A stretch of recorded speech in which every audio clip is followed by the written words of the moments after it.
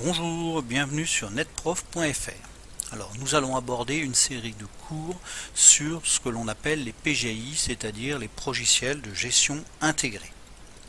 Ce sont des logiciels qui vont permettre de gérer l'ensemble d'une organisation, c'est-à-dire une entreprise ou une association, à l'aide d'une base de données unique.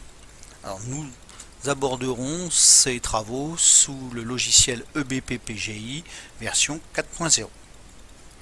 Alors, qu'est-ce qu'un PGI? Comme je vous l'ai dit, c'est une base de données unique. C'est-à-dire que c'est un grand logiciel qui va regrouper ce qu'on avait habituellement avant des logiciels indépendants. Premier module que l'on peut trouver dans un PGI, c'est le module de la gestion de la production. Ça va permettre de travailler sur le contrôle de la qualité, l'ordonnancement, les stocks, etc. Autre module très utilisé par les sections tertiaires, c'est le module de gestion commerciale, c'est l'ancien logiciel de gestion com. On y trouvera bien entendu de quoi réaliser des factures, des devis, gérer les stocks, les actions commerciales et autres. L'ancien logiciel de paye, lui, va être intégré au module ressources humaines, c'est-à-dire que là on va pouvoir gérer la paye, les congés payés, les déclarations sociales et bien d'autres choses encore. Il nous reste le module, l'ancien logiciel comptabilité, c'est-à-dire le module de finance, compta, budget, déclaration fiscale. Donc, on va maintenant aborder les avantages d'utiliser un PGI et aussi ses inconvénients. Alors, voyons les avantages. Alors, les avantages, c'est évident, puisqu'on partage le même système d'information entre l'ensemble des partenaires internes ou externes, c'est un avantage important.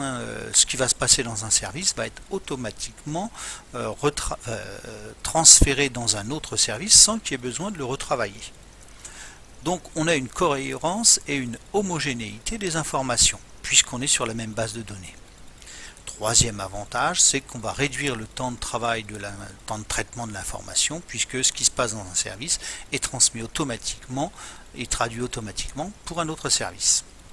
Alors voyons maintenant les quelques inconvénients qui existent, et ces inconvénients sont bien souvent liés au fait que c'est l'entreprise qui s'est créée elle-même ces inconvénients. Par exemple, un PGI doit être mis en œuvre que si on sait exactement ce que l'on va en faire, si notre projet est bien défini. C'est un investissement coûteux, si on veut un logiciel très fiable, plusieurs centaines de milliers d'euros. Et puis, autre inconvénient, c'est que cela nécessite une maintenance en continu. Avant, quand on avait des logiciels séparés, ça ne posait pas de problème. On avait un logiciel qui avait un petit bug, ça n'impliquait pas les autres logiciels. Maintenant, il suffit que la base de données ait un souci pour que ce soit l'ensemble du système qui soit un petit peu paralysé. Alors, le dernier inconvénient, je l'ai placé moi en inconvénient, mais c'est vrai que pour un chef d'entreprise, ce serait plutôt un avantage, c'est que l'on va pouvoir réduire le nombre de salariés. Je donne l'exemple de la saisie comptable. Quand vous allez réaliser une facture sur le module de gestion commerciale, l'écriture aura automatiquement été réalisée et transférée dans le logiciel, dans le module de compta, et donc plus besoin de saisie. Voilà, j'en ai terminé avec cette petite présentation du PGI et vous donne rendez-vous pour d'autres vidéos sur ce sujet. Au revoir.